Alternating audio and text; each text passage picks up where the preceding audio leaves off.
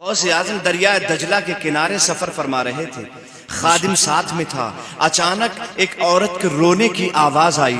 وہ عورت بڑی شدت کے ساتھ رو رہی تھی، اس کے رونے میں درد تھا، اس کے رونے میں جو ہے درد تھا، اس کے رونے میں کراہت تھی، اکراہ تھا، اس کے رونے میں بڑی شدت کے ساتھ رو رہی تھی۔ آئینہ کرامت کتاب اس میں لکھا ہوا ہے، اس کے رونے میں اتنی شدت تھی اور اتنی حدت تھی اس کے رونے میں کہ اس کے رونے کی وجہ سے پانی کے اندر مچھلیوں کے پیٹ کے اندر انڈے پگھل پگھل کر پانی ہو گئے تھے۔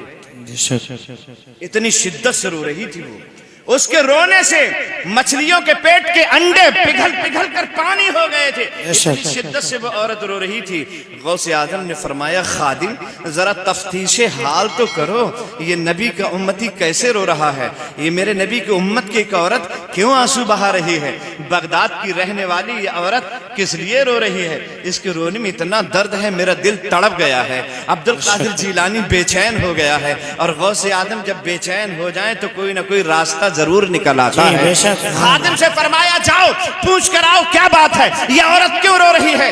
خادم قریب پہنچتا ہے اور جا کر پوچھتا ہے، ماں آپ کیوں رو رہی ہیں؟ سر جھکائے ہوئے جزارو قطار رو رہی تھی عورت۔ اس نے اپنی نگاہیں اٹھا کر دیکھا تو سامنے غوث اعظم کا خادم دکھائی دے رہا تھا۔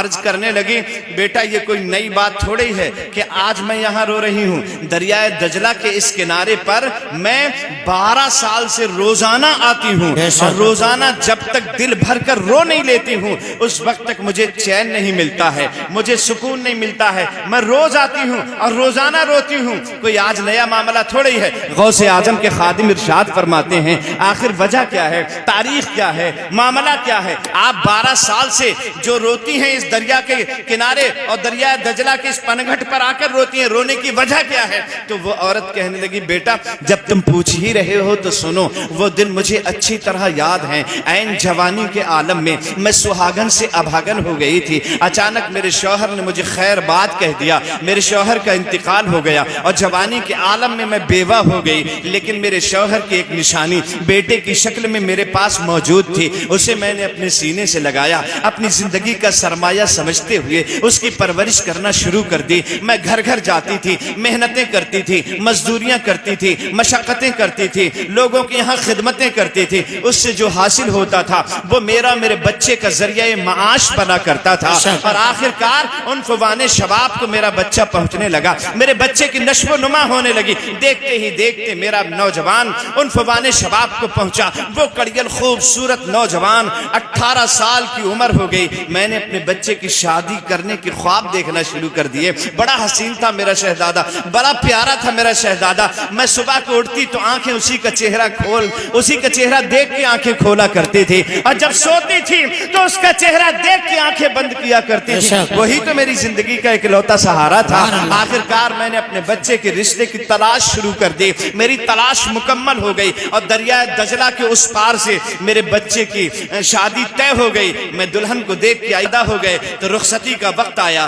ہزار ناز و انداز کے ساتھ میرے بچے کی دلہن کو اس کے گھر والوں نے رخصت کیا، اور رخصت کر کے میرا بیٹا دلہن کو لے کر باراتیوں کے ساتھ میں گھر واپس آ رہا تھا۔ دریائے دجلہ کو پھر عبور کرنا تھا، لیکن ایسی اچانک طوفانی آئی۔ کشتی میں بیٹھ کر جیسے ہی بارات بیچوں بیچ میں پہنچی، کشتی بھمر میں پھنس گئی۔ طوفانی آئی، لہریں آئیں، موجیں آئیں، ان موجوں کے طوفان میں بھمر میں کشتی پھنس گئی، اور دیکھتے ہی دیکھتے کشتی غرقاب ہو گئی۔ میرے شہزادے کی میں بارات کے دولہا دلہن یہیں غرق ہو گئے۔ یہ 12 سال پہلے کی بات ہے۔ میں روزانہ آتی ہوں اور دل بھر کے اپنے بچے کو یاد کر کر کے رویا کرتی ہوں۔ میں نے تو صحیح سے اپنی دلہن کو کچھ کھلایا پلایا بھی نہیں، وہ تو میرے گھر بھی نہیں پہنچ پائی، اس سے پہلے ہی اس دریا میں غرقاب ہو گئی۔ میرے بچے کے ساتھ ساتھ بغداد کے اور بہت سارے لوگ جو باراتی بن کے گئے تھے وہ سب اسی دریا میں غرقاب ہو گئے۔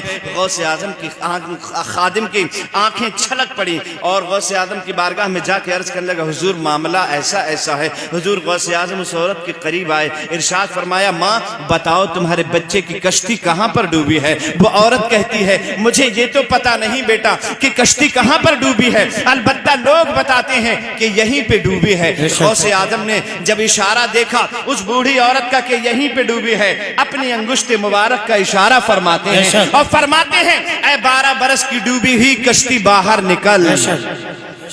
نعرہ تکبیر، نعرہ رسالت، نعرہ غوث، مسلک اعلی حضرت، جشن غوث الورا، جشن غوث الورا، نعرہ تکبیر۔ اے 12 برس کی ڈوبی ہوئی کشتی باہر نکل، لیکن کشتی باہر نہیں نکلتی ہے۔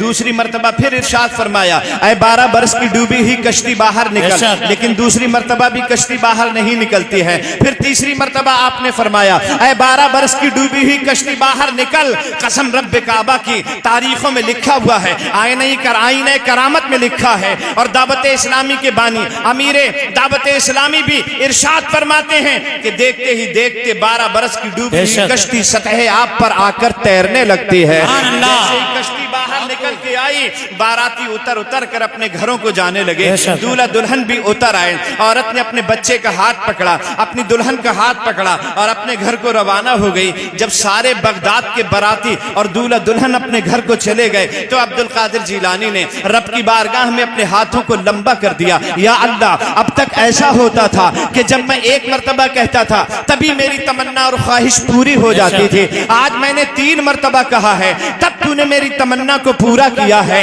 آواز آتی ہے اے عبد القادر جیلانی، اگر ہم چاہتے تو پوری کائنات کو ایک لمحے میں پیدا کر سکتے تھے، لیکن ہمارا یہ اصول ہے ہم نے پوری کائنات کو 6 دن میں بنایا ہے۔ جب تم نے پہلی مرتبہ کہا تھا تو ہم گوشت اکٹھا کر رہے تھے، جو گوشت دریا کے جانور کھا گئے تھے، دریا کی مچھلیاں کھا گئی تھی۔ جب تک تم نے دوسری مرتبہ کہہ دیا ہم نے باراتیوں کو سجایا، دولہا دلہن کو سجایا، جب تک تم نے تیسری مرتبہ کہہ دیا اور ہم نے کشتی کو باہر نکال دیا۔ نعرہ تکبیر، نعرہ رسالت، نعرہ غوث اعظم کی کرامت، نعرہ تکبیر، نعرہ رسالت۔ ماشاءاللہ بہت خوب۔ تاجدار اہل سنت کہتے ہیں جو تم سے نہ مانگیں تو پھر کس سے مانگیں؟ بے شک، جو تم سے نہ مانگے تو پھر کس سے مانگے؟